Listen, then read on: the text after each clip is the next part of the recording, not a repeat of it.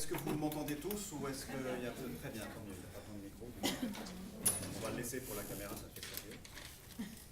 Et donc je m'appelle Cyprien Fabre, je suis le conseiller humanitaire à l'OCDE, donc l'Organisation pour la coopération économique et le développement, qui est basée à Paris. Et alors pourquoi est-ce que je suis conseiller humanitaire à l'OCDE? Parce que j'ai un cursus humanitaire depuis les années 90, d'abord en ONG française et puis au sein de ECHO pendant une dizaine d'années, un peu plus d'une dizaine d'années. Et j'ai rejoint l'OCDE il y a quelques années pour avoir ce rôle de conseiller humanitaire. Alors on va voir un petit peu ce que ça veut dire. Donc merci d'abord à Bioforce de donner l'occasion de parler du rôle des bailleurs. C'est un sujet intéressant, important en tout cas.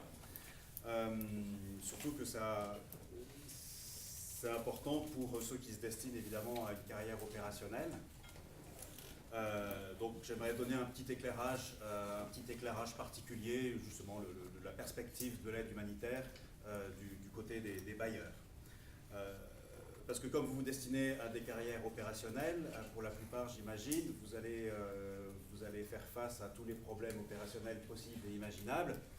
Et un des problèmes que vous allez avoir, c'est de gérer la relation avec vos bailleurs, parce que l'aide humanitaire coûte cher, et comme ce ne sera pas payé avec votre argent, il faut prendre l'argent où il est, et il vous faut des bailleurs. Alors, il y a deux types de bailleurs. Il y a les bailleurs privés, donc ça sont les cotisations de membres particuliers. Et puis, pour le plus gros de l'aide humanitaire est financé par des fonds institutionnels. Et alors, sauf si vous travaillez pour des ONG ou des fondations qui sont suffisamment riches pour s'en passer, la plupart d'entre vous auront à travailler avec des bailleurs institutionnels, c'est-à-dire des gouvernements.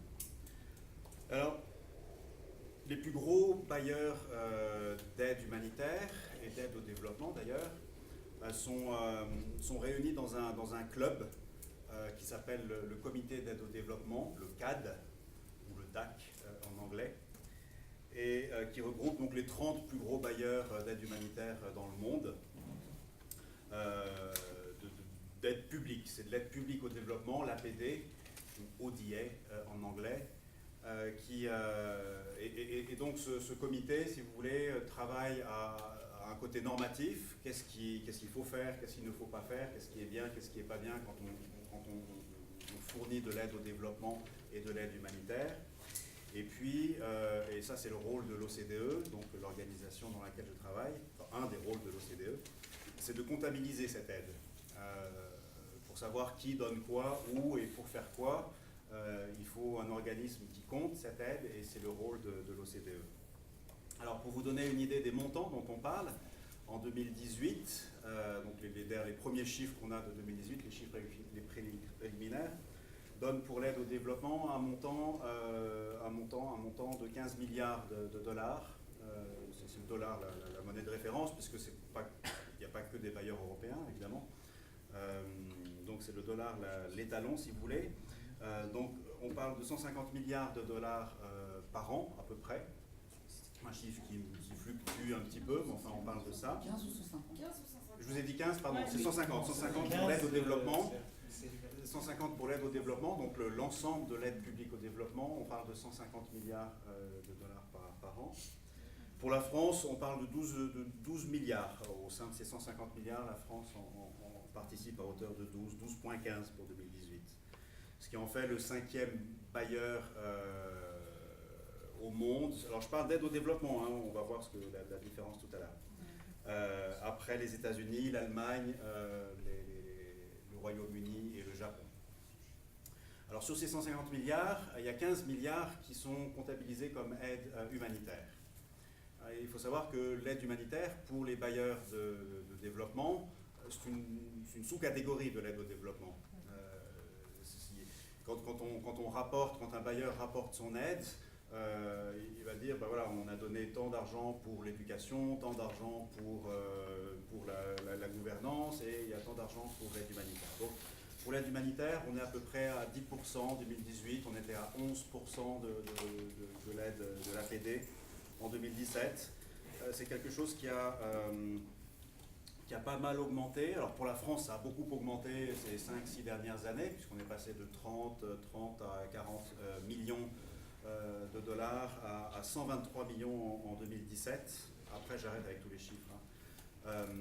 Mais voilà, juste pour vous donner une idée, on parle quand même de pas mal d'argent. Donc vous êtes dans un secteur porteur au niveau financier, surtout sur l'aide humanitaire qui a plutôt tendance à augmenter. Mais c'est un secteur compliqué et donc on va voir un petit peu pourquoi. Parce que l'aide humanitaire, elle a lieu dans des contextes de crise, elle est déployée uniquement dans des contextes de crise, et ces crises sont pour la plupart des contextes de violence et de conflit. Alors on a des crises évidemment qui sont liées à des désastres naturels, mais pour la plupart des actions sont dans des contextes de violence. Alors il y a des conflits tout le temps, partout.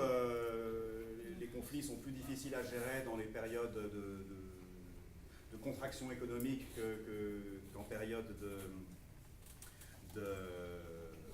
d'abondance, si vous voulez. Alors c'est d'ailleurs un des outils du développement, de créer l'abondance qui permet de prévenir ou de régler les conflits. Pour vous donner une image, c'est plus facile de se garer s'il y a 2 voitures sur une place de parking, ça va être plus conflictuel que si vous êtes 2 voitures sur un parking vide entier.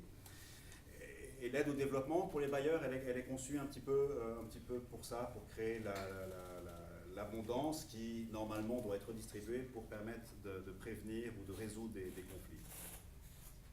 Alors, il n'y a pas vraiment plus de conflits maintenant que dans les années 90, par exemple, mais ils ont beaucoup changé. La nature des conflits a changé.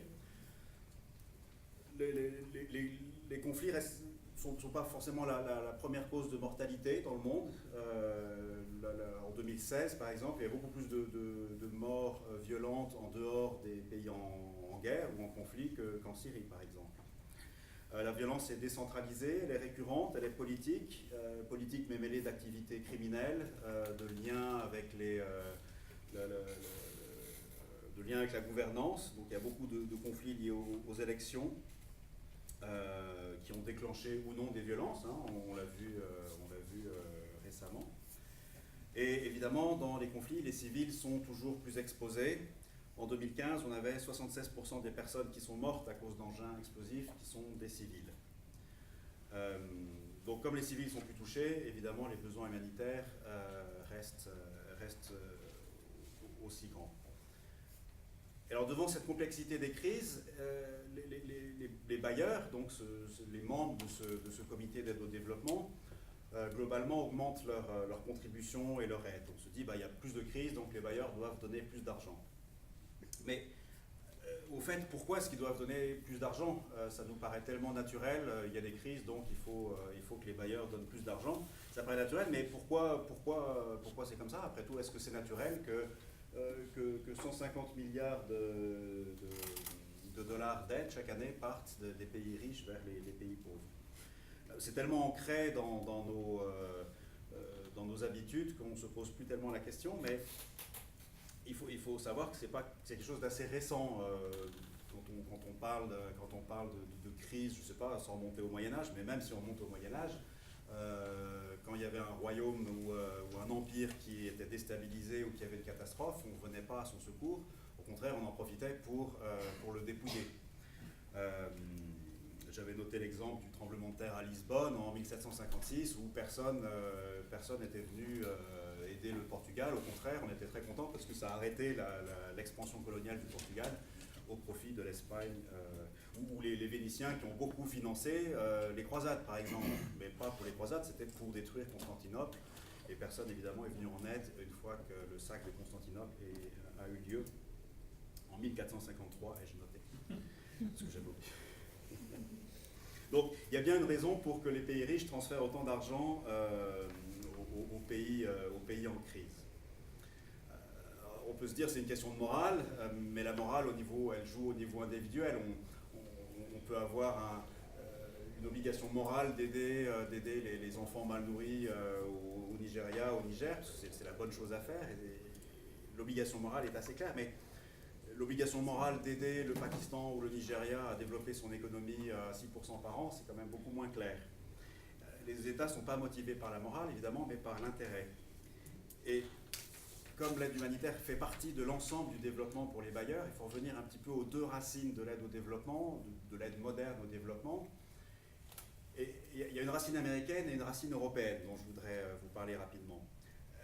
La racine américaine, elle date de l'après-guerre, l'après-deuxième guerre mondiale, où les Américains se sont dit on va reconstruire l'Europe. Donc il y a eu ce grand programme de réhabilitation ou de recovery, de réhabilitation, de rétablissement européen, donc on connaît mieux sous le nom de plan Marshall, qui avait pour but de rétablir l'économie européenne dans le but de rétablir la paix dans le monde, c'était ça le but après la guerre, mais aussi de contenir le communisme et de profiter au marché américain. Donc c'était quand même assez clair comme motivation, il y avait une motivation politique, économique, et c'était des engagements énormes, hein, sur 4 ans, c'était plus de 176 milliards de dollars, de dollars actuels. Donc c'était énorme et ça a plutôt bien marché. Alors il y a eu plusieurs autres d'accords à la fois de sécurité économique et politique avec des pays qui étaient importants à l'époque pour les États-Unis. Donc c'était l'Iran, la Turquie, la Grèce, la Corée évidemment après la guerre de Corée. Et donc c'est quelque chose d'assez intéressant parce que on voit bien que c'est l'intérêt politique qui prime par-dessus tout, la politique et économique. En Europe, c'était un petit peu différent.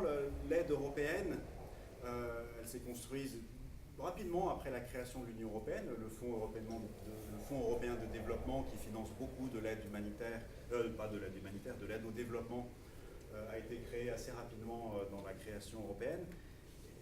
Et cette aide, elle est liée, si vous voulez, au processus de décolonisation européen. Parce que les pays nouvellement indépendants avaient besoin de ressources, évidemment. Ils ont gardé un lien assez fort avec les anciennes puissances coloniales, qui, elles, avaient besoin des ressources. Et les pays indépendants avaient une élite politique, une élite technologique, si vous voulez, mais pas un marché intérieur suffisant pour construire une nation. Donc il y avait besoin d'une aide. Et ces accords, si vous voulez, ont été créés au fur et à mesure que les décolonisations se poursuivaient. Et on se disait, on était en pleine guerre froide, ce qui a marché pour le plan Marshall devrait marcher aussi pour l'Asie, pour l'Afrique, pour le Pacifique. Et donc il y avait une espèce d'interdépendance où les pays donateurs ont autant besoin des pays récipiendaires que l'inverse. Et alors du coup, on avait des alignements politiques qui étaient un petit peu différents. On se souvient pas.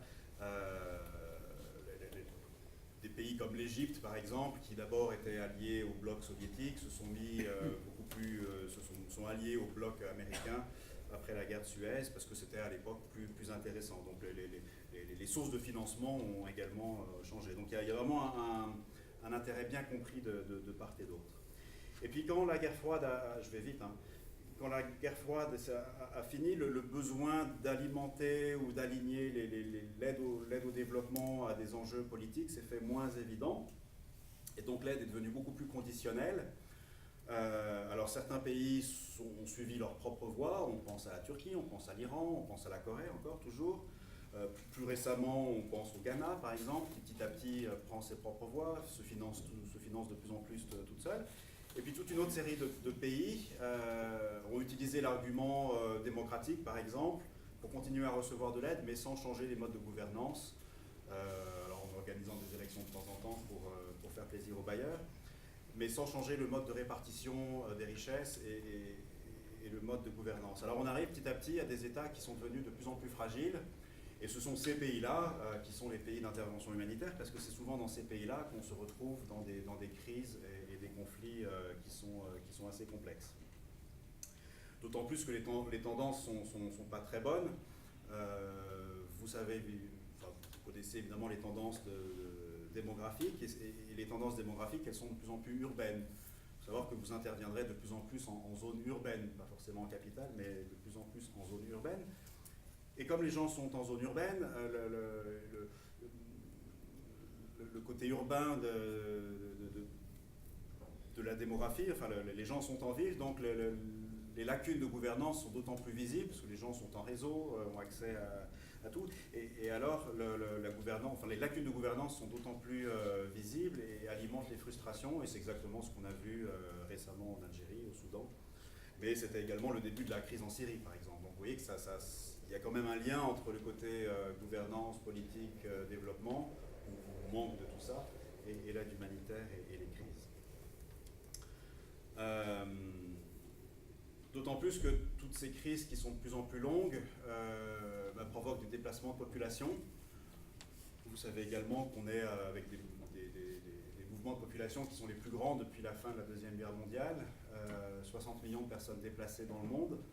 Et là aussi, c'est devenu une caractéristique de l'ensemble des crises et des réponses humanitaires. C'est vraiment, dès qu'il y a une crise, il y a vraiment des déplacements, sachant que ces déplacements sont de plus en plus longs. Une crise de déplacement, on dit que c'est entre 15 et 17 ans, si vous voulez. Ça veut dire qu'on n'est plus dans des crises où on répond rapidement avec de l'aide humanitaire, et puis après, petit à petit, les choses se reprennent, et puis il y a des flux mixtes, des flux de réfugiés, des flux migratoires, des flux économiques, des victimes de la traite, où les choses sont beaucoup plus floues.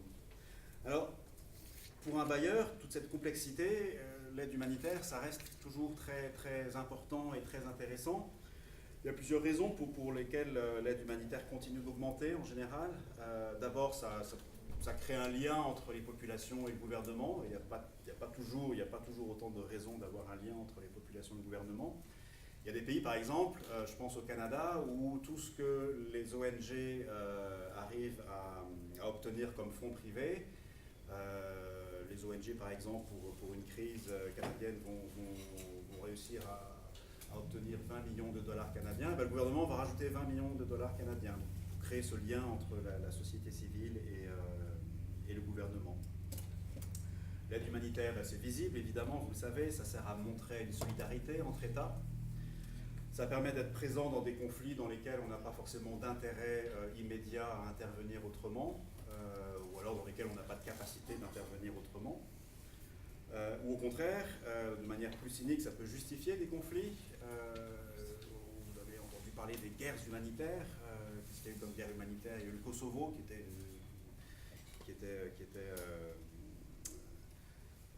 labellé, enfin, qui était qu'on montrait comme guerre humanitaire, et des guerres dans lesquelles les ONG sont instrumentalisées. En Irak, en 2003, Colin Powell, qui était le secrétaire d'État, disait que les ONG sont des multiplicateurs de force. Donc vous voyez qu'il y a quand même ce lien entre le gouvernement et les actions militaires, les actions humanitaires, qui est souvent instrumentalisé. Donc voilà, ça permet aussi de mobiliser d'une manière générale la société civile, même s'il faut savoir que parmi tous les 15 milliards de dollars dont j'ai parlé, 80% de ces 15 milliards sont attribués ou servent à financer des actions des Nations Unies. Donc c'est essentiellement pour les grandes agences des Nations Unies, quelques grosses ONG, mais 80% de l'aide humanitaire de ce comité d'aide au développement est attribuée ou est déboursée au travers des agences des Nations Unies. Et plus récemment, ça a permis de donner des fonds supplémentaires dans le cadre de la lutte contre la migration. Depuis 2015, donc en Europe essentiellement, mais aussi en Australie et aux États-Unis, l'argument humanitaire a été utilisé dans le cadre de la lutte contre l'immigration, notamment au travers de aidons les gens là où ils sont plutôt que de les faire venir, pour leur permettre de venir aux États-Unis, en Europe ou en Australie. Donc vous voyez qu'il y a toutes sortes de raisons, bonnes ou mauvaises, pour un gouvernement de mobiliser de l'aide humanitaire. Donc il y a plusieurs modèles plus ou moins complexes, mais la spécificité, c'est que chaque bailleur a son aide humanitaire qui est gérée de manière un petit peu spécifique par rapport à son aide au développement. Souvent, vous entendez « Ah, les bailleurs de développement devraient faire ci ou devraient faire ça, et les bailleurs humanitaires devraient faire ci, devraient faire ça », mais on parle bien des mêmes. Quand on dit l'Allemagne donne tant d'argent, l'Allemagne a un bureau humanitaire, la France aussi, elle a un bureau de développement, elle a un bureau pour les actions de paix ou de sécurité. Donc on parle bien des mêmes bailleurs. Après, c'est une question de cohérence entre ces différents bureaux, si vous voulez, mais on parle bien de la même chose. Et cette spécificité humanitaire que les bailleurs cherchent à garder, elle est là essentiellement dans le but de préserver les principes humanitaires. Alors ça peut paraître curieux pour un État, pour un gouvernement, de se prévaloir des principes humanitaires pour donner de l'aide humanitaire, parce que finalement c'est un État et on a vu qu'ils sont régis plus par des intérêts que par d'autres choses. Et alors, c'est toujours intéressant, et il y a beaucoup de débats au sein du comité d'aide au développement, mais au sein de chaque bailleur, il y a des débats assez intenses entre les bureaux humanitaires et les bureaux du développement et les bureaux des premiers ministres ou différents bureaux qui doivent répondre aux crises. Et les principes humanitaires, donc, qui sont là, ils ont un aspect un petit peu différent parce que la guerre a changé et la façon dont les gens se disputent le pouvoir a changé depuis que le système actuel, le système humanitaire qu'on connaît maintenant a été créé. Les choses ont pas mal changé. Maintenant, on a des groupes armés intérieurs, alors que l'aide humanitaire, les principes humanitaires ont été créés à l'époque où il y avait deux armées bien distinctes et qui étaient créées. Enfin, les acteurs humanitaires, la Croix-Rouge a été créée pour secourir les blessés de chaque côté. Maintenant, les conflits impliquent des civils, des milices, des groupes armés, mais pas tout le monde, pas toujours en même temps. Alors il y a toujours un état flou entre guerre et paix. Les conflits ne finissent pas vraiment clairement. Il n'y a plus dans les conflits armés, dans les violences armées, dans les conflits, un moment où l'aide arrête de devenir humanitaire et devient développement par nature, c'est-à-dire plus politique, parce que le développement, évidemment, par nature est plus politique puisqu'il intègre la dimension de lien entre deux États. Alors du coup, l'aide à la population civile, comme il y a plus, d'une part, les situations sont beaucoup plus complexes, beaucoup plus floues, qu'on a des situations de besoins humanitaires persistants. Les principes humanitaires, évidemment, sont un petit peu mis à mal. Alors il faut toujours réfléchir par rapport aux principes. Les principes parfois empêchent de réfléchir quand ils deviennent des dogmes. Alors il faut toujours se demander pourquoi est-ce qu'on a ces principes humanitaires, est-ce qu'ils nous protègent ou pas, et pourquoi est-ce qu'on les brandit en étendard. Est-ce que c'est bien? Il faut toujours y réfléchir. Et qu'est-ce que ça veut dire, non seulement pour nous, mais pour les bailleurs et pour les intervenants extérieurs dans les contextes dans lesquels vous allez évoluer. Si on parle de la neutralité, par exemple, c'est pas évident que les ONG viennent avec un agenda neutre. C'est pas parce que l'objectif est louable, c'est-à-dire secourir les populations en détresse, qu'il est moins politique. Et certainement, les intervenants, les militaires, les intervenants militaires ou politiques dans les pays d'intervention, mais également les bailleurs, vont se poser la question. Quand vous êtes dans une opération, que vous allez vous présenter à une réunion de coordination, vous allez dire moi je travaille pour l'ONG, je ne sais pas quoi, Sans Frontières ou du Monde ou quelque chose. C'est une ONG française qui travaille dans la santé ou dans l'eau ou quelque chose.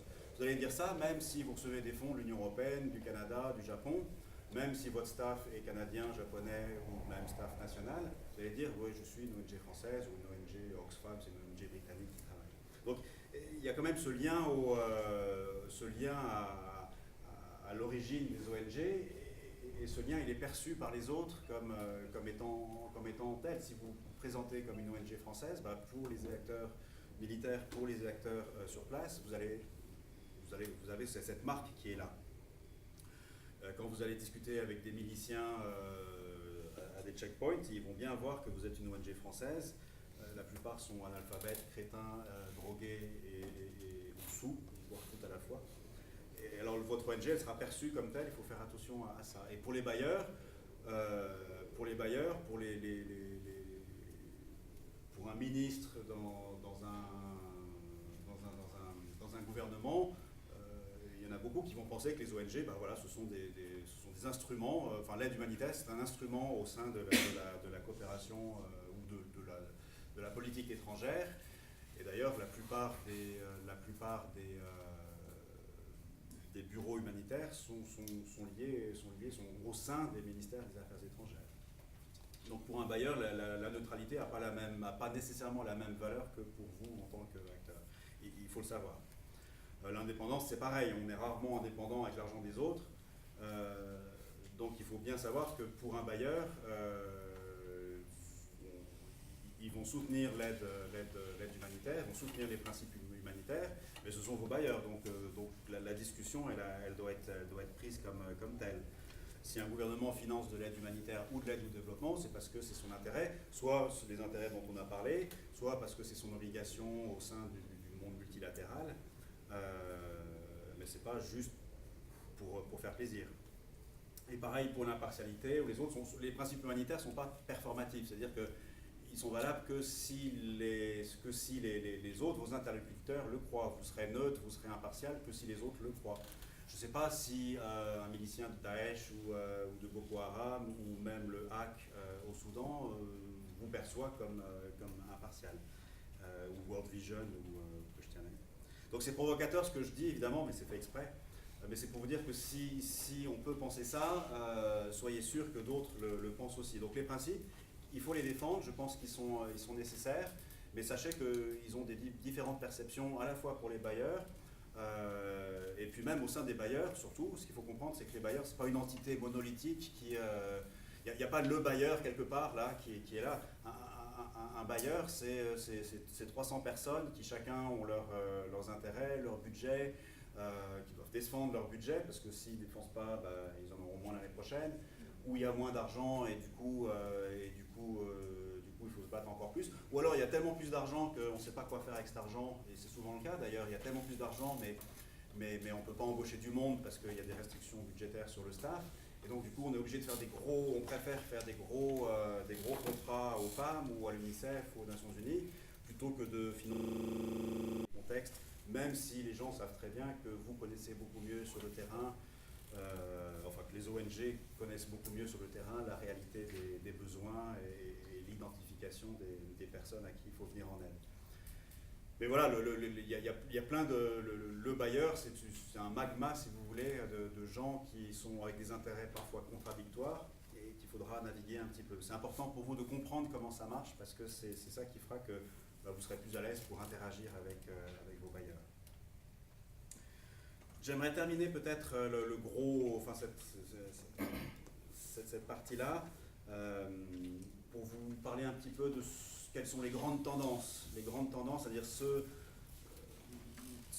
dont discutent les bailleurs justement au niveau politique. Les grandes tendances qui ont vraiment un impact, qui auront un impact, qui commencent à avoir un impact sur la façon dont l'aide humanitaire est conçue, programmée, suivi sur le terrain. Donc il y a plusieurs éléments, mais on pourra en reparler après. Mais il y en a un ou deux qui sont importants. Le premier, c'est la cohérence. Donc je vous disais que chaque bailleur, il y a plusieurs bureaux, il y a plein de gens avec chacun leurs intérêts et leurs motivations.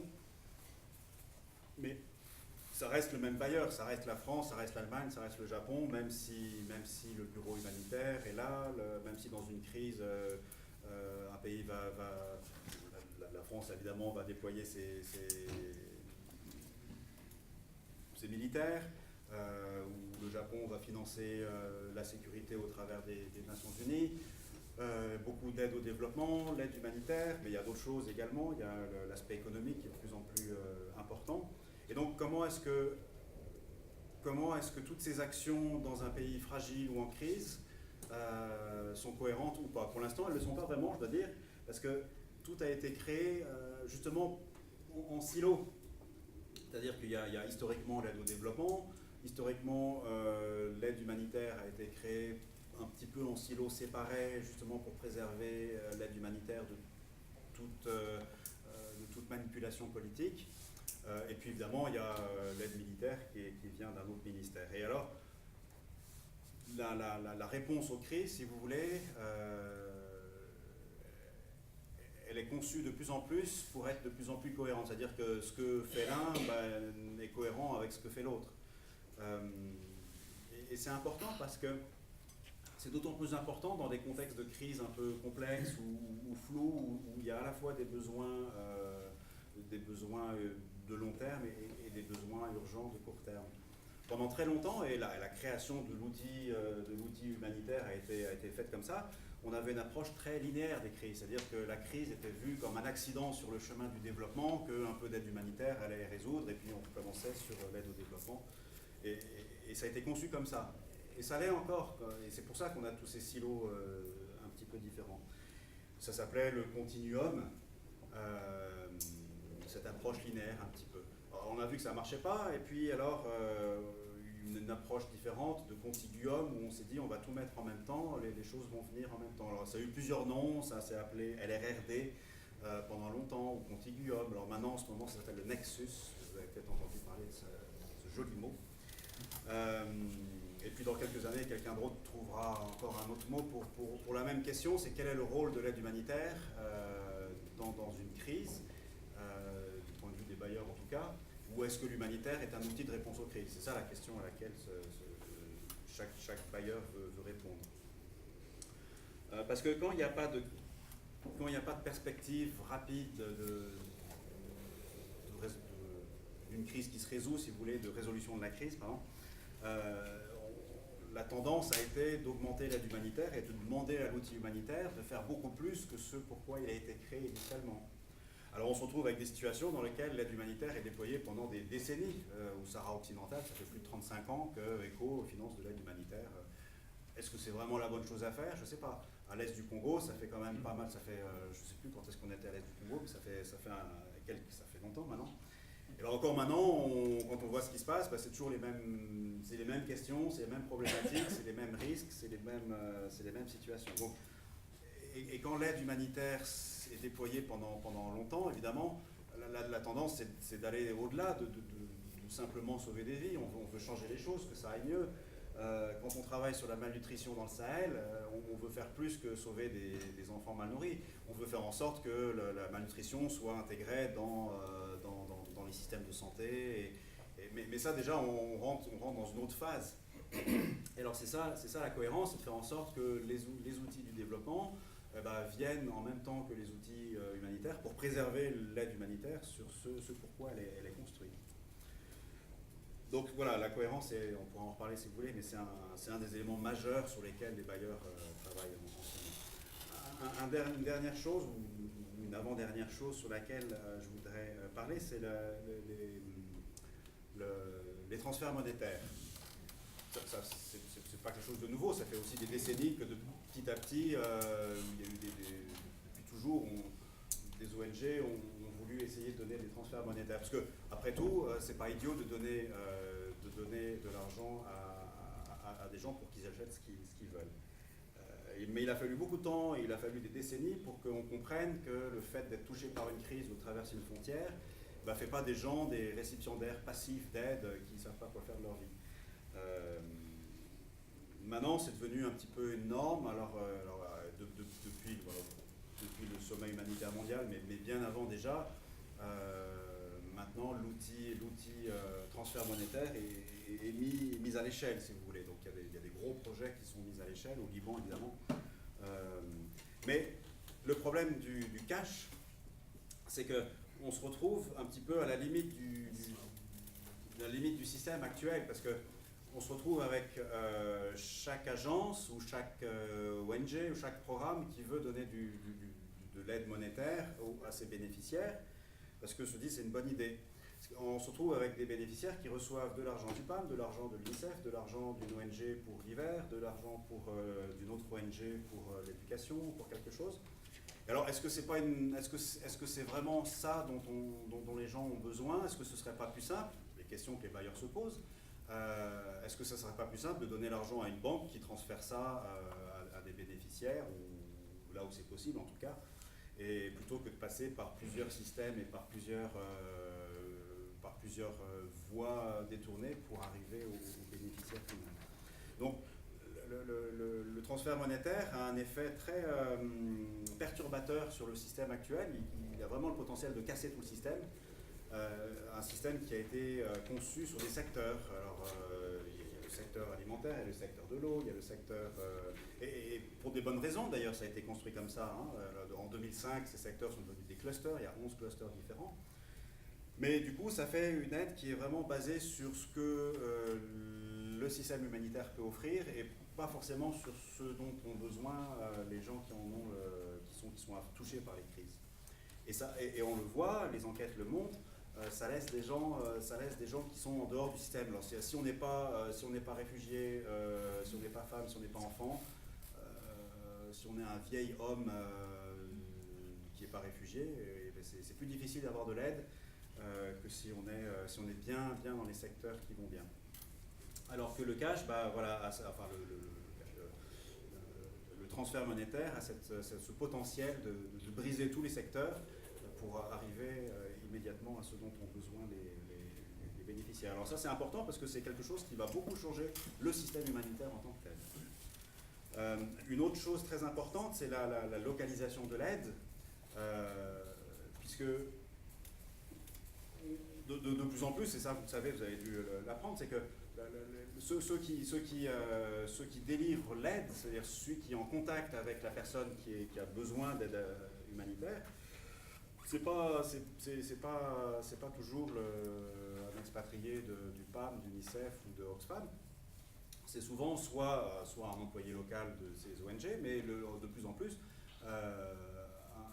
des ONG nationales ou les Croix-Rouges nationales ou les Croissants-Rouges nationaux qui sont en lien direct, et surtout ceux qui sont là pendant qu'une crise arrive, évidemment pour les crises, pour les catastrophes naturelles, c'est évident, mais qui sont là au moment de la crise. Et ce sont la localisation, le secteur humanitaire national, c'est d'abord un secteur de développement national et qui peut répondre, qui a la capacité ou pas de répondre de manière rapide et efficace aux besoins humanitaires. Alors, ça a été il y a un grand appel, si vous voulez, pour qu'il y ait plus de localisation, pour que les bailleurs puissent donner de l'argent plus directement à ceux qui répondent, plutôt que de passer par des agences des Nations Unies. Donc on a vu que 80% de l'aide passait par des agences, qui elles-mêmes vont financer des ONG internationales, ou alors des bailleurs qui vont alimenter des fonds fiduciaires, qui vont alimenter comme le CERF, ou qui vont alimenter ensuite d'autres bailleurs,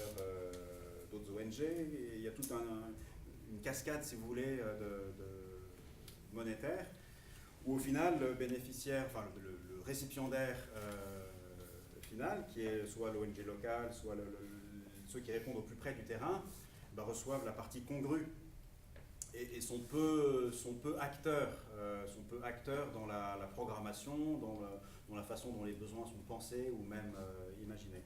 Et donc la localisation de l'aide, c'est la façon dont on peut avoir un transfert plus direct entre le bailleur et celui qui répond plus directement. Ça ne marche pas, et ça ne se fait pas depuis le sommet humanitaire mondial, où il y a eu cette initiative, le Grand Bargain, si vous avez entendu parler, où les bailleurs et les acteurs se sont mis d'accord, si vous voulez, sur un ensemble d'éléments. Enfin, voilà, les bailleurs, on vous donne plus d'argent, mieux, plus souple, plus flexible, si en échange vous faites plus en termes de cohérence, de réponse conjointe et plus efficace. Et on s'aperçoit, et l'OCDE c'est quelque chose qu'on mesure très régulièrement, on s'aperçoit que ça ne marche pas, les bailleurs ne donnent pas plus d'argent, ou très peu, il y a 1% de plus, aux acteurs locaux, mais tout simplement parce qu'ils n'ont pas la capacité de le faire, et ça ne marchera pas, et il n'y a pas de raison d'imaginer que ça va marcher plus, même si on râle plus, même si on dit « ah, c'est pas bien ». Le système, les bailleurs ne sont pas conçus pour donner de l'aide directe à des acteurs locaux, pour plusieurs raisons. D'ailleurs, d'abord parce qu'ils n'ont pas la capacité de le faire, parce que l'aide humanitaire est très centralisée, contrairement à l'aide au développement. Les décisions, elles sont prises au siège en général. Elles ne sont pas prises à part pour quelques-uns, et encore, ou qui ont une grande connaissance fine du terrain, mais pour la plupart des bailleurs, les décisions elles sont prises au siège, et du coup, ils n'ont aucune connaissance du réseau dense d'ONG locales qui existent. Et alors après, il y a plein de freins financiers, beaucoup plus administratifs, mais la localisation ne marchera pas dans ce système. Alors comment est-ce qu'on peut contourner ça? Pour l'instant, la façon dont ça se contourne le plus, c'est au travers des fonds fiduciaires, donc les pooled funds, les trust funds, qui sont gérés au niveau au niveau des pays, donc qui sont gérés par les Nations Unies. Alors eux, on voit qu'il y a une grande partie, croissante en tout cas, de fonds qui est accessible aux ONG locales. Mais la localisation directe est quand même un défi. Je vais arrêter là, parce que ça fait longtemps que je parle. Mais voilà, pour vous dire que le secteur humanitaire est en train de vivre des changements assez majeurs. Et que pour les bailleurs, ça nécessite également des changements de pensée, des changements de pratique. Ce pourquoi l'OCDE est également là. Donc on essaye d'aider les bailleurs à faire mieux et plus efficace. Et j'arrête là. Donc maintenant, vous pouvez... merci déjà de m'avoir écouté jusque-là. Et puis si vous avez des questions, évidemment, je suis prêt à y répondre. Laissez-moi voir, mais oui.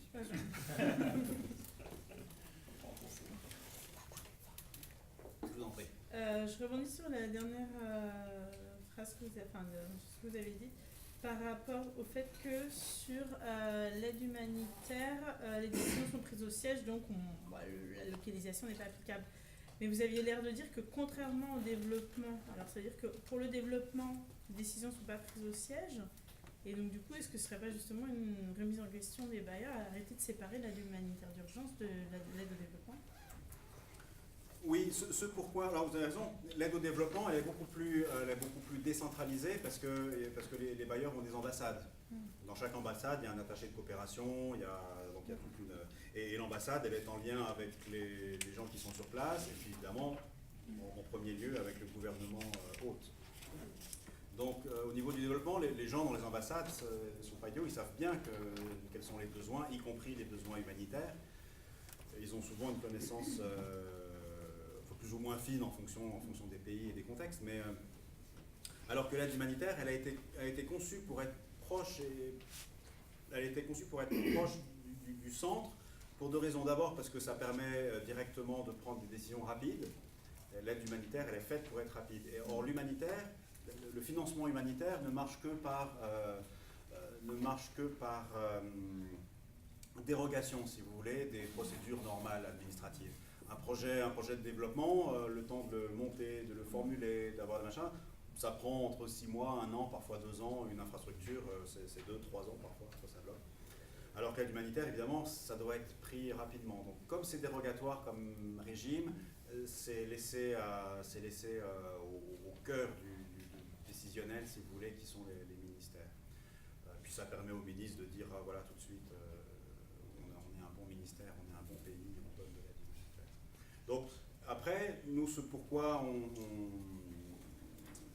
milite, ce qu'on propose comme outil, si vous voulez, c'est d'avoir une approche plus, non pas une approche par outil, mais une approche par crise. C'est-à-dire qu'il y a une crise, il y a une crise en Syrie, ok. Qu'est-ce qu'on a en tant que pays, la France, la Pologne ou le Japon, quelle est notre valeur ajoutée à intervenir en Syrie? Est-ce qu'on peut faire quelque chose? Oui ou non? Si on peut faire quelque chose, quoi? Qu'est-ce qu'on a comme outil? On a de l'aide humanitaire, on a de l'assistance technique, on a des super assistances techniques dans la reconstruction du patrimoine culturel, par exemple, pour les Italiens. Et donc, qu'est-ce qu'on peut mobiliser? Alors, ça va être un petit peu d'aide humanitaire, mais on peut aussi mettre à disposition de l'aide au développement pour justement reconstruire la citadelle d'Alep ou aider à reconstruire des choses comme ça.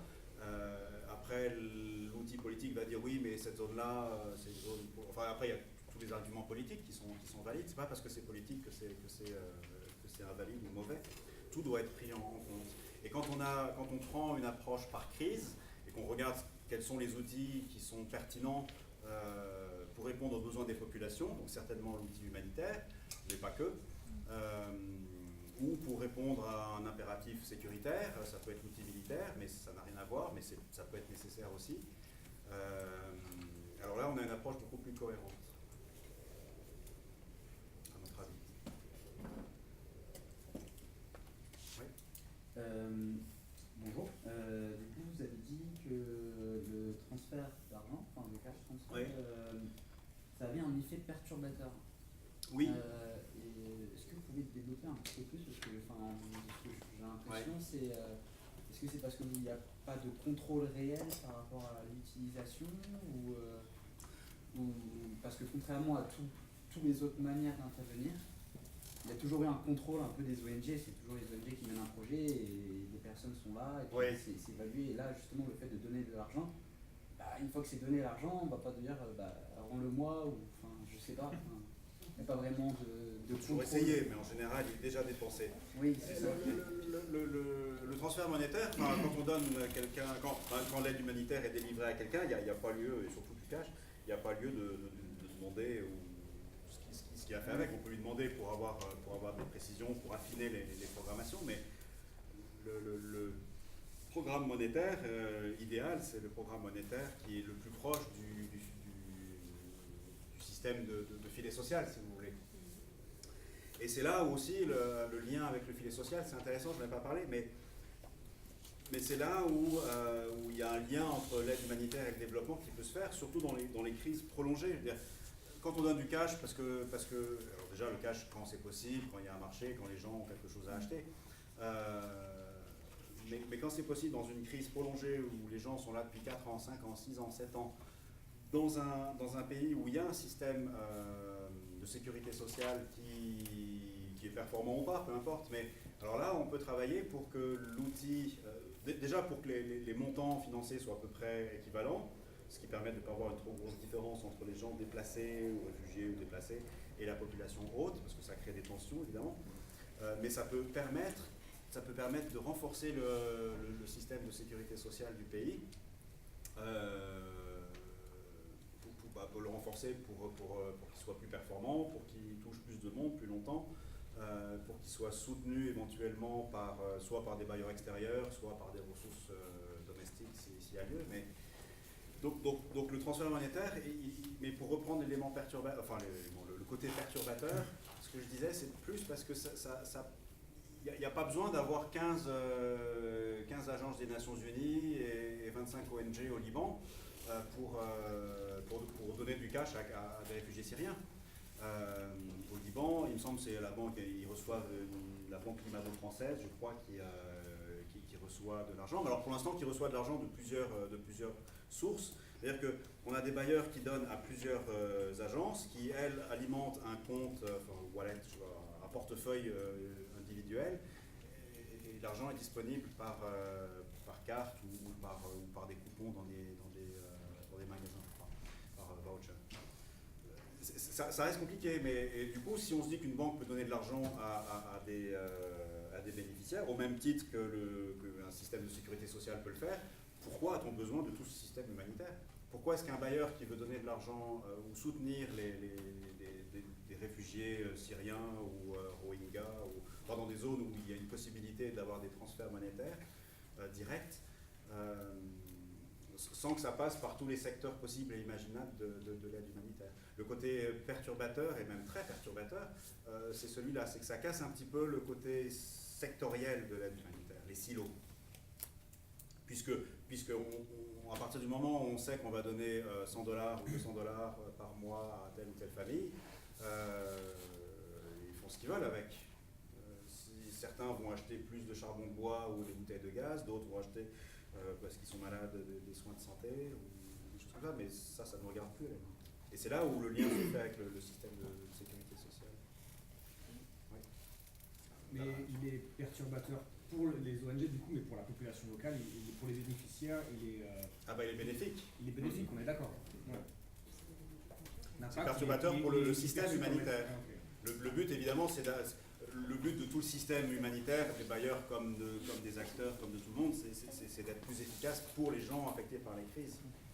Pour l'instant, on a un système, même au travers des transferts monétaires, où il y a beaucoup de gens qui ne savent pas pourquoi ils en reçoivent ou pourquoi ils ne reçoivent pas. Ils ne savent pas jusqu'à quand ils vont recevoir. Et puis comme c'est de l'argent humanitaire, il y a peu de prédictabilité. On ne sait pas si l'année prochaine, il y aura le même montant, ou moins, parce que les bailleurs vont baisser leur aide au Liban, parce qu'il y a d'autres crises ailleurs. Alors c'est difficile pour les personnes ils peuvent pas prendre en compte de manière suffisante l'aide alimentaire dans leur revenu mensuel, si vous voulez. Donc l'idée, effectivement, c'est que ce soit plus Le but, c'est que ce soit mieux pour les personnes, mais ça a un effet perturbateur potentiel, on n'en est pas là du tout, et peut-être c'est complètement débile ce que je dis, mais c'est un potentiel perturbateur, en effet, je le cache. Monsieur Lebon. Pardon. Vous avez dit que la plupart des pays pour avoir de l'aide humanitaire, il faut qu'ils respectent quelques normes, que ce soit la bonne gouvernance, la démocratie, le droit de l'homme. Pas l'aide humanitaire. Hein, je parlais, au début de mon propos, c'était plus sur l'aide au développement. Oui, pour l'aide au développement. Et quelquefois, ça peut arriver où le pays ne respecte pas tous ces critères et que les bailleurs prennent des sanctions. Oui. Et du coup, comment c'est réorienter ces fonds qui étaient destinés à ces pays? Y a-t-il des stratégies juste pour contourner, pour que la population ne soit pas toujours victime? Oui, en général, ce qui est fait, c'est que quand il y a des sanctions, c'est souvent effectivement pour des problèmes de gouvernance. L'aide au développement s'arrête, donc il n'y a pas de nouveaux projets ou les déboursements s'arrêtent. Mais en général, l'aide humanitaire ne s'arrête pas, voire est augmentée. Parce que l'idée, c'est que s'il y a des problèmes de gouvernance, on est plus proche d'une crise que d'autres choses. Et du coup, il y a peut-être plus de besoins humanitaires que de besoins de développement. Je me souviens d'avoir vu ça au Burundi, où l'Union européenne avait arrêté ses déboursements ou son soutien au système, au secteur de la justice et à la construction de prisons, par exemple, mais avait transformé ça en aide humanitaire. Donc il y avait plus d'aide humanitaire pour le Burundi à cette époque-là, alors que l'aide au développement s'arrête. Mais c'est pas parce qu'il y a une mauvaise gouvernance que l'aide au développement s'arrête. D'ailleurs, c'est pas un effet, c'est beaucoup plus compliqué. Il y a des enjeux qui sont plus compliqués que simplement, voilà, il y a une mauvaise gouvernance, on arrête. Après, on est dans le domaine politique. Oui, je ne sais pas qui avait. Vous allez dire au premier et puis après on passe. Je vais poser une question. Du coup, en vue de ce qui s'est passé ces dernières années, qu'on est plus maintenant dans des obligations de moyens, mais dans des obligations de résultats, vous avez parlé d'une approche par crise. Du coup, est-ce qu'il y a d'autres stratégies que celle-ci pour justement justifier cette obligation de résultats plus que de moyens? L'obligation de résultat, alors on touche là à la façon dont les bailleurs, par exemple, tout ce que je dis c'est le prisme des bailleurs hein, essentiellement, mais l'obligation de résultat elle est à chaque niveau, mais pour un bailleur, comment est-ce qu'un bailleur mesure ses résultats? Le monitoring, mais c'est très faible, très faible au niveau de l'aide humanitaire, c'est quasiment inexistant à part pour deux gros et plus ou moins bailleurs, donc ECHO, les États-Unis, un petit peu la Grande-Bretagne, mais pour les autres c'est extrêmement faible. Donc les bailleurs ont en général peu d'idées de ce qu'ils financent, à vrai dire. Ils font une confiance aveugle à leurs partenaires, et notamment les gros partenaires qui reçoivent la plupart des financements, qui sont toujours très bons pour faire des grands rapports avec des enfants qui sourient et qui dansent et qui organisent des visites. Et alors tout le monde est content, c'est fabuleux, oh, on a vu l'école, elle est géniale et les enfants sont super contents. Souvent, il y a beaucoup de bailleurs, leur perception de ce qu'ils financent, c'est ça. Il y a quelques bailleurs qui sont un peu plus au fait de ça, mais ce qui fait la différence, c'est la présence sur le terrain. Donc il y a des bailleurs qui ont une présence sur le terrain, soit au travers de leurs ambassades, soit au travers d'un réseau spécial, comme le réseau de ECHO, ou des experts humanitaires pour les Américains. Mais sinon, il y a assez peu dans le domaine humanitaire d'évaluation. C'est que des évaluations ex post, ou qui sont essentiellement des résultats. Alors que sur le domaine du développement, c'est un petit peu plus élaboré, parce qu'il y a parfois des indicateurs. L'aide budgétaire, c'est rare l'aide budgétaire de nos jours, il n'y a que la France, l'Union européenne, l'Espagne qui en font vraiment, mais souvent elle est assortie de certains indicateurs de réforme ou de réforme administrative en général. C'est assez faible en général l'obligation de résultats. C'est pas parce qu'il y a des mauvais résultats, alors surtout dans le domaine humanitaire, qui est mal perçu par les bailleurs, parce qu'il y a toute cette chaîne, on ne sait pas trop qui est responsable au final, parce que je sais pas, je prends au hasard l'UNICEF. L'UNICEF reçoit de l'argent, mais de plusieurs bailleurs. Enfin, il n'y a pas une chaîne de responsabilité très claire entre le bénéficiaire final et un bailleur, parce qu'il y a plein de bailleurs qui financent plein d'ONG, plein d'agences des Nations Unies et plein d'ONG, sachant que chacun se finance l'un l'autre avant que ça arrive aux bénéficiaires. Donc c'est un écheveau, si vous voulez, qui est compliqué. Il y a beaucoup de progrès à faire sur l'atteinte ou la mesure des résultats. Sachant que je ne suis pas sûr que ce soit forcément une bonne chose, que ce soit des résultats très... de façon cadre logique, on veut 164 latrines, on veut tant de machin, parce qu'on est plus maintenant dans l'atteinte des résultats, dans ce qu'on appelle le côté un peu transformationnel, où est-ce qu'on veut aller d'une manière générale et quels sont les moyens qu'on se donne pour arriver là. Mais quand on est dans des systèmes très complexes, la complexité, c'est de dire qu'on n'a pas de lien direct entre l'action et la réaction. C'est-à-dire, quand vous appuyez sur le frein, on sait que la voiture va freiner. Quand c'est un système complexe, vous appuyez sur le frein, on ne sait pas trop ce qui va se passer. Ça peut être complètement ailleurs. Et alors, c'est difficile de mesurer des résultats parce qu'on n'a pas le lien direct. C'est très flou. Oui. Tout à l'heure, vous parliez de tendance. Est-ce que vous pouvez nous donner un ou des exemples de programmes vertueux en termes de cohérence aujourd'hui? Oui, il y a beaucoup d'exemples de programmes vertueux. Difficile, hein, encore ce ne sont pas des domaines... Oui, mais qui tendent vers le mieux. Alors, encore une fois, c'est difficile. Ce qui nous paraît, nous, cohérent, est-ce qu'au final, ça ne va pas arriver? Mais oui, des programmes de lien entre l'aide humanitaire et le développement. Je ne parlais que de l'aide humanitaire et le développement, parce que le côté paix et sécurité, c'est encore beaucoup plus compliqué. Si on prend la malnutrition dans le Sahel, qui est quelque chose qui est toujours quelque chose de compliqué, de complexe, mais qui est au cœur, évidemment, du nexus ou du lien entre développement et d'urgence. Quand on a des acteurs de développement qui s'engagent pour une cause comme ça, une cause à long terme, c'est une cause à long terme qui a des effets humanitaires. C'est pas une crise humanitaire. Les crises humanitaires n'existent pas. Faut pas parler de crise humanitaire. J'essaie de bannir ça du répertoire de l'OCDE.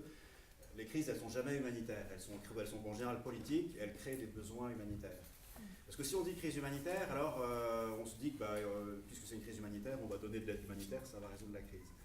Et c'est ça, beaucoup de gens ont cette perception-là, mais au niveau des médias, au niveau du grand public, au niveau politique. Les crises humanitaires n'existent pas, c'est comme une crise de fièvre à la limite. Donc on a des crises politiques ou de développement à long terme. La malnutrition dans le Sahel, c'est des trucs à long terme. Donc si le gouvernement s'engage avec... parce qu'ils ont compris l'intérêt pour eux d'avoir une population qui n'est pas mal nourrie, des gouvernements, des bailleurs de développement, les partis développement des bailleurs s'engagent sur le long terme pour aider ces gouvernements à faire en sorte que cette priorité soit concrétisée. Alors, il y a plein d'actions techniques, politiques, normatives à faire, tout en même temps que les acteurs humanitaires soignent de fait, parce qu'on parle bien d'urgence humanitaire pour des enfants qui sont mal nourris. Donc il y a beaucoup de liens. Alors c'est compliqué, hein,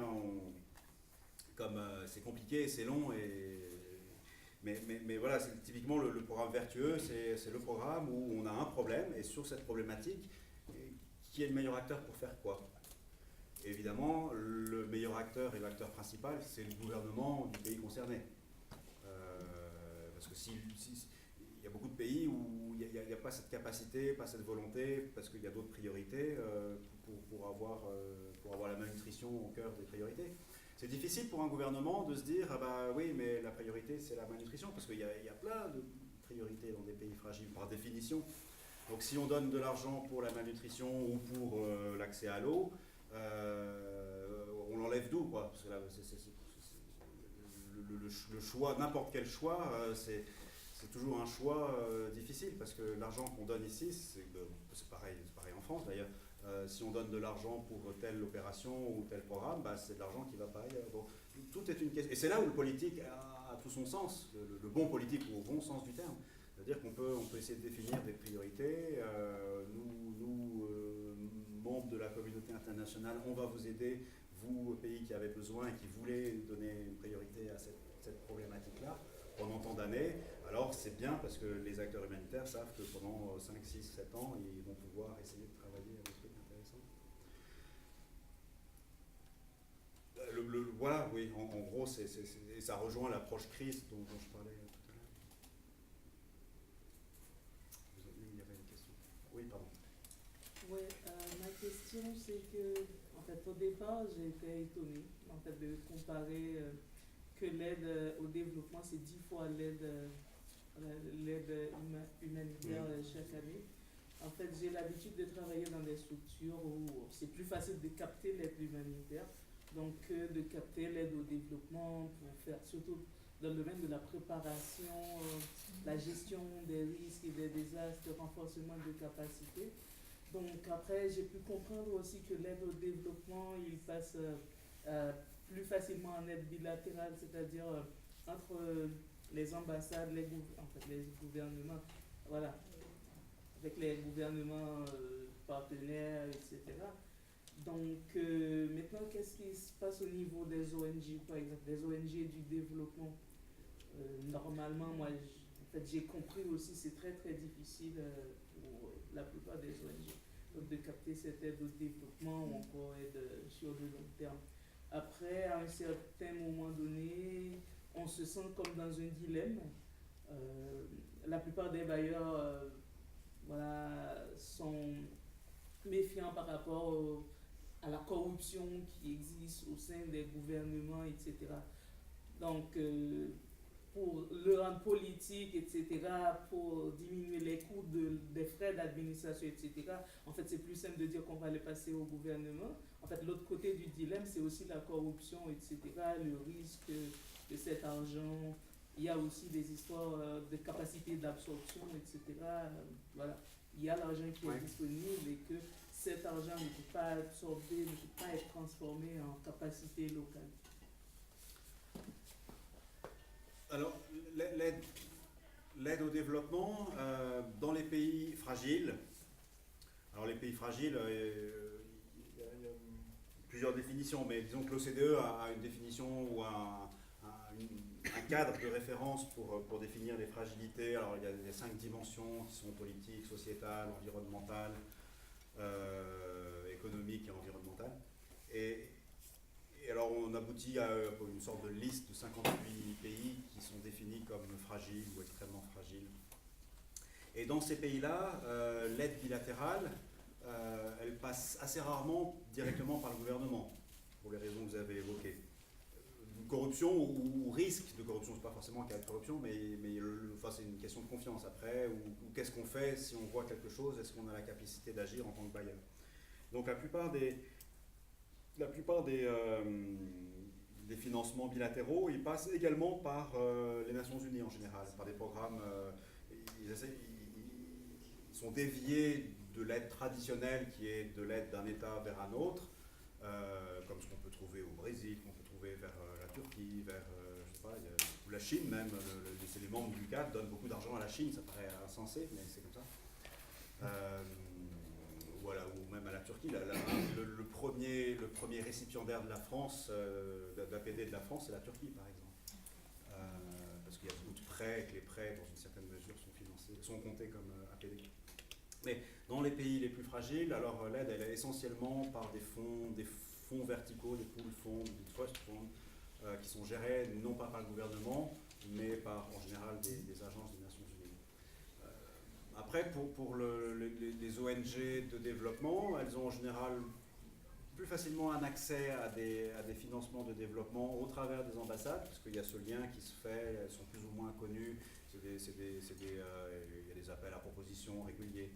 Alors que les ONG humanitaires ont beaucoup moins accès, puisque, comme je disais, les décisions sont beaucoup plus centralisées. Alors nous, ce qu'on dit, c'est que les ONG humanitaires locales, en général, c'est les ONG de développement qui se trouvent face à des besoins humanitaires, parce qu'il y a des besoins qui sont créés par une crise ou par une catastrophe.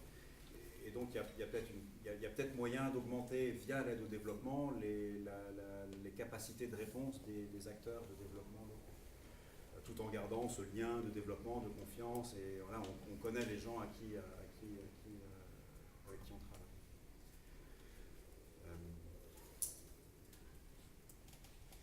Oui.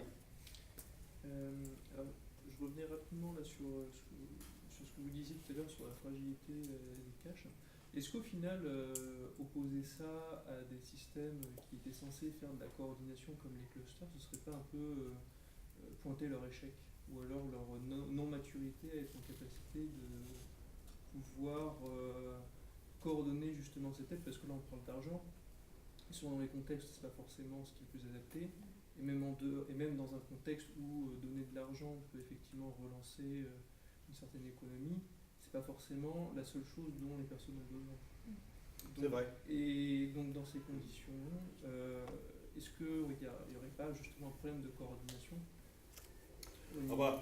un problème de coordination dans le domaine du développement ou de l'aide humanitaire, c'est-à-dire que une fois que vous serez sur le terrain, si vous allez sur le terrain, vous allez passer la majeure partie de votre temps dans des réunions de coordination.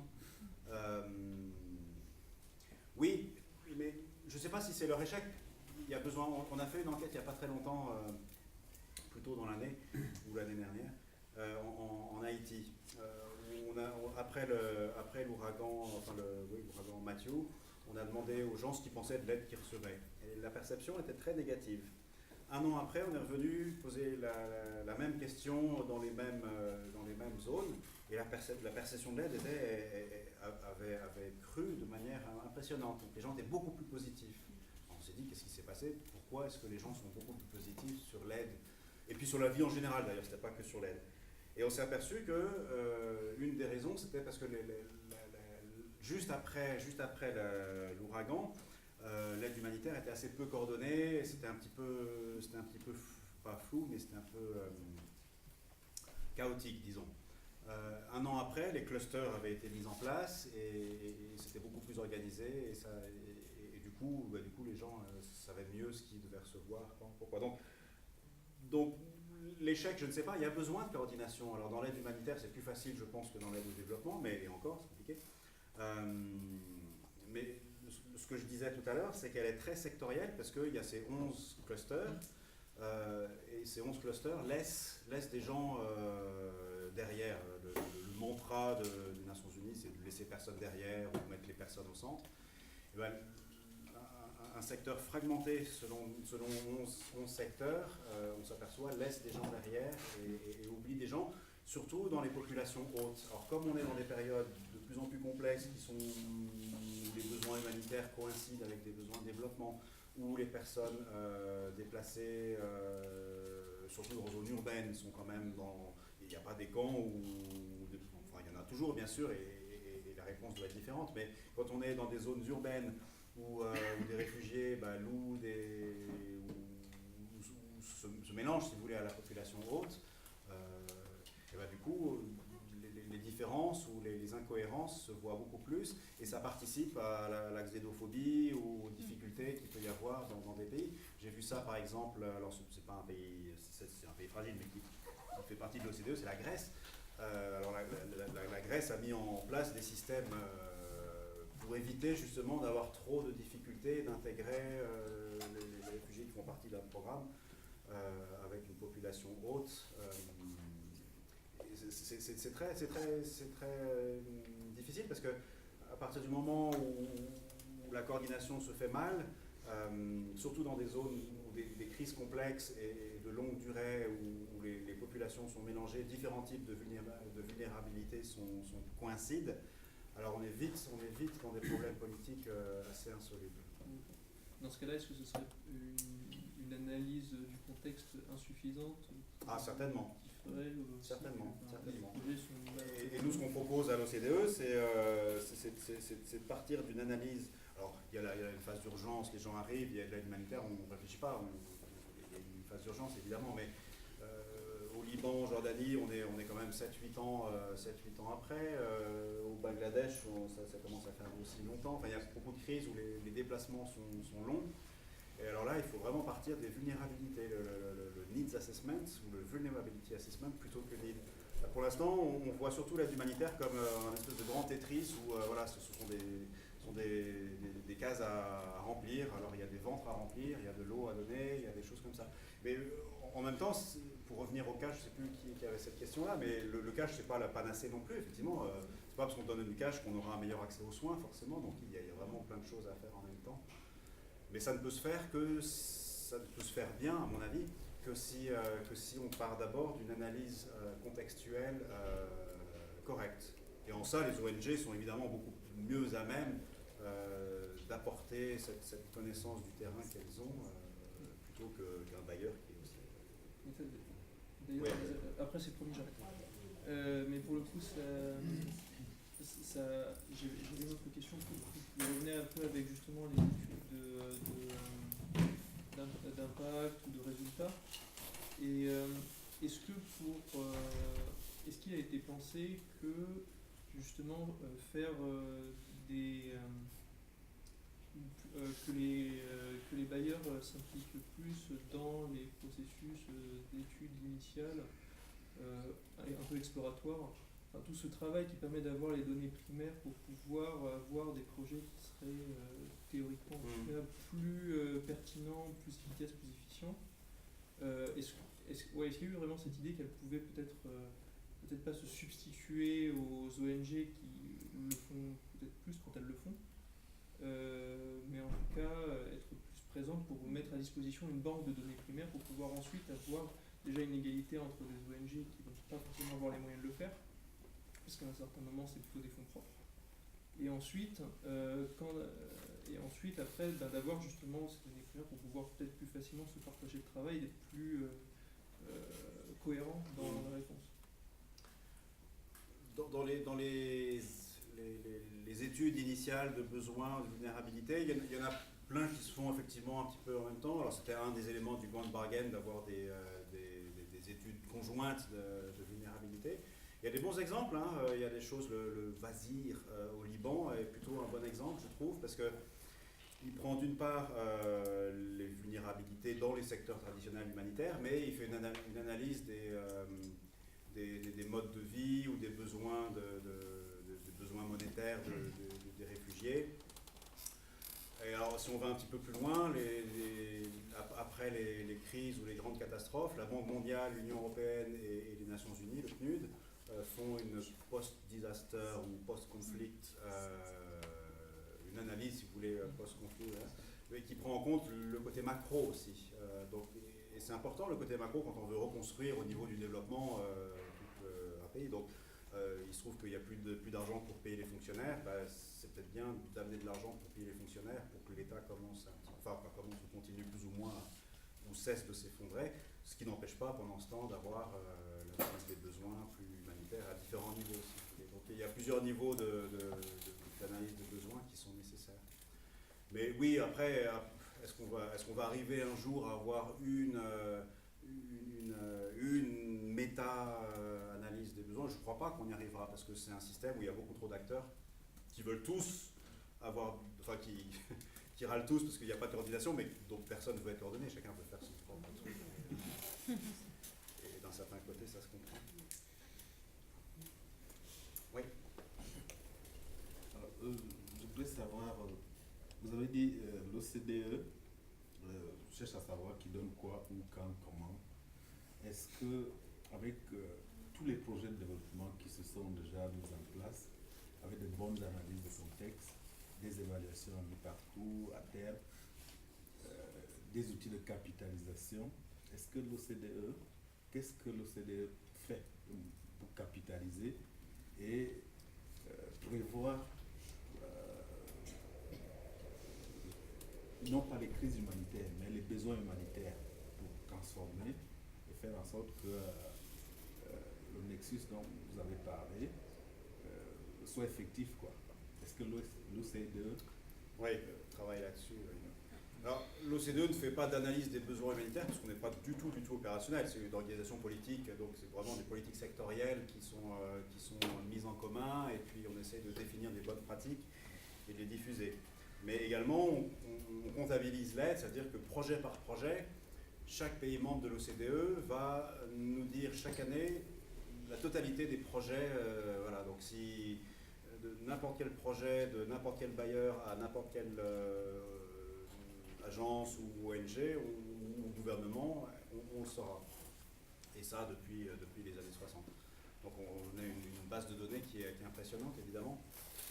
Mais pour nous, ce qu'on fait essentiellement, c'est d'analyser les évaluations qui sont faites, parce que chaque bailleur fait des analyses, des évaluations. Nous, on va régulièrement analyser ce que font les bailleurs. Alors peut-être je vais parler d'un autre aspect de mon métier, qui sont les revues par les pairs, parce que c'est 30 membres du comité d'aide au développement, donc se sont mis d'accord, si on est membre du CAD, tous les 5-6 ans, on voit toute sa coopération au développement disséquée, revue, analysée par les pairs ou par les autres, mais en gros par l'OCDE.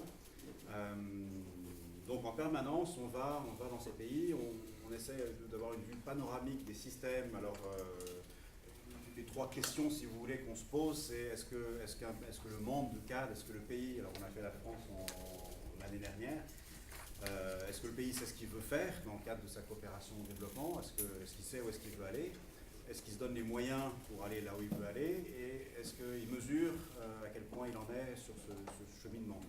Alors ça prend le côté politique, ça prend le côté stratégique, ça prend le côté évidemment financier, le côté administratif, est-ce qu'il y a assez de staff.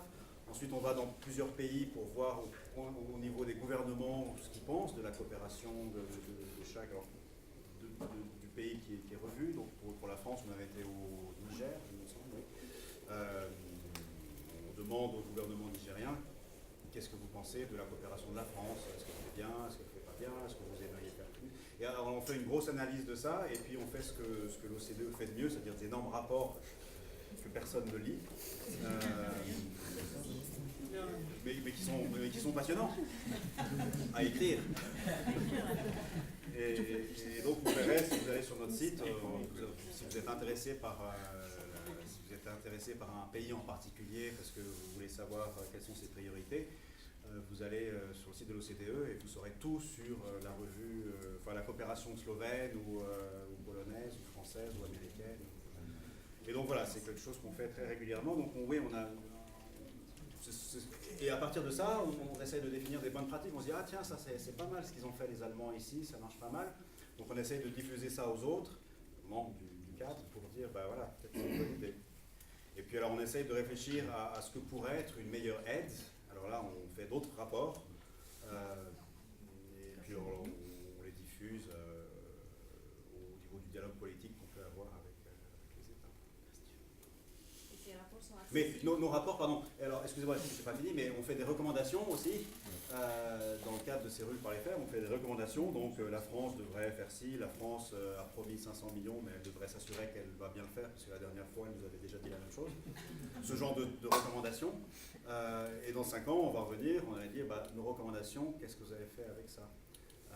Alors, ce ne sont pas des recommandations obligatoires, ce ne sont pas des résolutions du Conseil de sécurité, mais il y a une espèce de pression par les pairs où ils sont obligés d'en tenir compte. Pardon, je vous ai coupé. Non, enfin, je n'ai pas été coupée parce que je n'ai pas demandé la parole. Ah, pardon. Mais juste, j'ai répondu sur le fait que vous disiez qu'il y a des rapports qui ne sont jamais lus. Je ne sais pas. Vous en avez lu? S'ils sont accessibles par nous autres, enfin par tout le monde. Ah, ils sont sur notre site web. Alors, l'OCDE, l'OCDE, c'est une vieille dame, c'est l'organisation qui est issue du plan Marshall dont je parlais tout au début. Et je ne sais pas si au niveau informatique et IT, on a évolué depuis ce temps-là. On n'a pas le site le plus sexy. Vous pouvez aller si vous voulez. Alors, je ne devrais pas vous dire ça, mais vous avez un site qui est beaucoup plus intéressant pour aller voir ce que font les bailleurs, parce qu'ils prennent nos données, mais c'est plus lisible en tout cas. C'est Donor Tracker. Le tracker de donneurs, Donor Tracker. .org, et vous allez là-dessus, alors il n'y a pas les 30 bailleurs, mais il y a au moins les principaux. Et c'est très bien fait et c'est très clair. Alors ils prennent les données de l'OCDE, mais nous c'est des immenses tableaux Excel qui sont insupportables. Et ils les font en graphique interactif et c'est beaucoup plus agréable à lire. Je vous invite, si vous avez un jour à regarder ou faire une recherche sur un bailleur particulier. Et surtout que vous pouvez vous inscrire, il y a une newsletter, donc dès qu'il y a un truc nouveau, tiens, l'Italie a donné 500 millions pour tel fonds, bah, voilà, vous le saurez sur votre email, donc c'est intéressant. Donald Tracker, c'est un bon site pour savoir ce que font les bailleurs au niveau politique, au niveau financier. Encore une fois, c'est pas du tout opérationnel. Moi qui venais du monde plutôt opérationnel, même du côté bailleur, mais opérationnel, en venant à l'OCDE, je dis toujours qu'on voit la face cachée de la Lune, parce que on sait qu'il y a toutes ces discussions politiques, mais alors quand on scoltine des programmes, qu'on a des réunions, qu'on a des rapports à faire, on se dit, bon, c'est des gens qui discutent, et puis c'est tout. Alors oui, c'est vrai, ce sont des gens qui discutent, les politiques sectorielles, mais on se rend compte que ça a quand même un impact. C'est-à-dire que ces gens qui discutent de la localisation ou du transfert monétaire, c'est des discussions totalement abstraites parfois, mais au final, on arrive à orienter un tout petit peu dans un sens. Alors il y aura plus de transferts monétaires, et ce sont des choses qui, comme on disait, peuvent avoir un effet transformateur. Voilà. Moi, je suis là.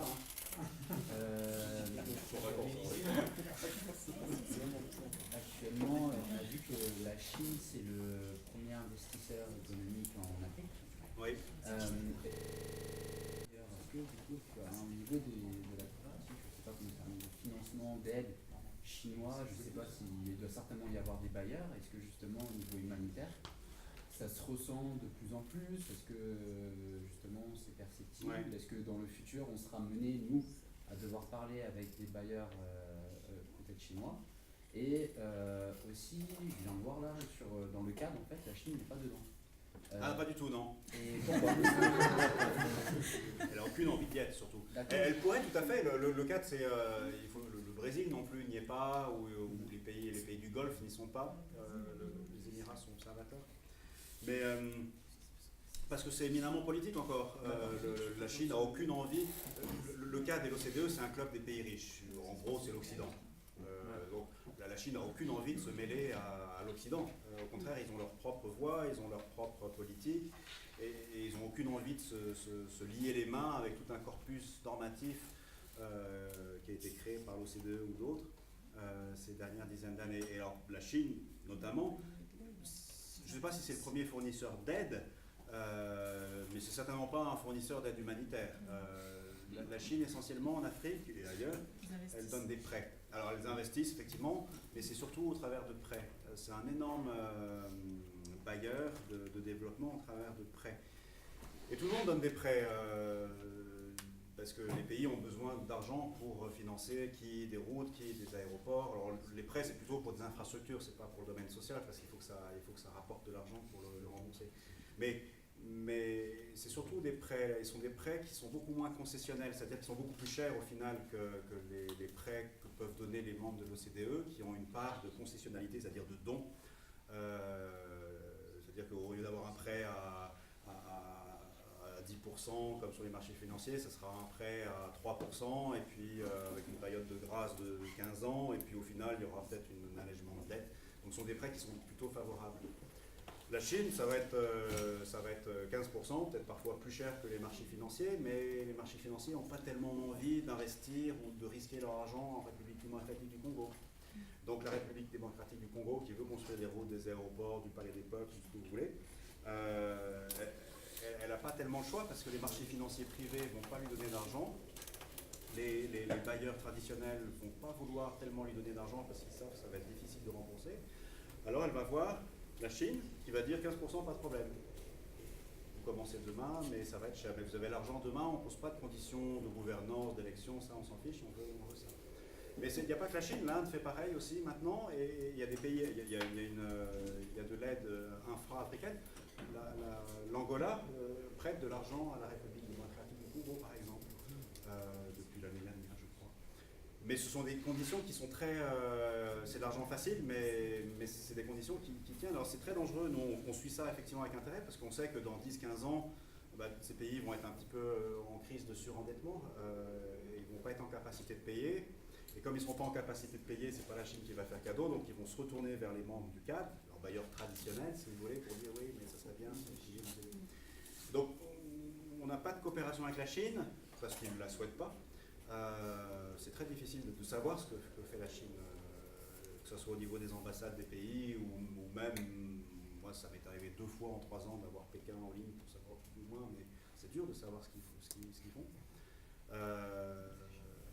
Mais effectivement, c'est un acteur majeur de plus en plus gros et qu'on voit effectivement, on voit très clairement quand on se balade dans ces pays-là. Parce que c'est de l'argent facile. Au même titre qu'une banque privée va vous donner de l'argent facile, mais ça va être cher. Juste Ouais. une petite question, parce que vous avez parlé beaucoup de politique. Et, Eh oui. et du coup, vous pensez le travail des ONG comme étant seulement un soft power des puissances, des gouvernements, ou il est perçu comment par tous ces bailleurs finalement? C'est un peu le bras utile qui va genre j'imagine quand l'USAID finance des aides en Afghanistan, il y a une raison politique derrière, etc. Est-ce que finalement les ONG sont perçues juste comme des outils pratiques de soft power? Pas par tout le monde, ça dépend vraiment. Ça dépend, et même des États-Unis, ça dépend des pays, ça dépend des circonstances. Quand les États-Unis ont une action militaire, donc typiquement Afghanistan, Irak, oui, c'est assez clair en fait. C'est même pas tellement hypocrite. C'est affiché. Mais la plupart des bailleurs, non. Je dirais que c'est pas du tout la perception les bailleurs nordiques ou les Français n'ont pas du tout cette perception de bras armés de la politique étrangère. Ça fait partie, hein, la politique, si vous regardez, si vous allez voir les stratégies humanitaires de la France, de l'Italie, de n'importe quoi, c'est écrit, voilà, ça fait partie de notre stratégie de politique étrangère. De fait, c'est le ministère des Affaires étrangères qui finance, donc c'est normal, on ne peut pas leur reprocher. Néanmoins, c'est pas forcément un outil, même dans le Sahel où les Français sont militairement présents, c'est pas du tout les ONG qui sont perçus comme il peut y avoir un lien. Le lien se fait plus entre l'aide au développement et l'aide militaire, si vous voulez. Là, il peut y avoir des discussions. Mais l'aide humanitaire de la France au Sahel, c'est quand même minime. Hein. C'est vraiment le plus gros passe par l'Union européenne ou par les fonds multilatéraux. Donc c'est pas... même s'ils le pensaient, ils n'ont pas les moyens de le faire. Mais ils ne le pensent pas. Une dernière question? On parlait à chaque fois des politiques d'État, mais justement quand on arrive à des structures comme l'Union européenne, que ce soit OCHA ou ECHO, sachant que la vision en termes de politique étrangère de l'Europe est des fois assez complexe, et on peut même se poser des fois la question sur certains sujets s'ils arrivent vraiment à s'entendre. Est-ce que quelle serait la ligne d'une telle structure pour financer du développement quel serait son... C'est assez clair. C'est assez clair.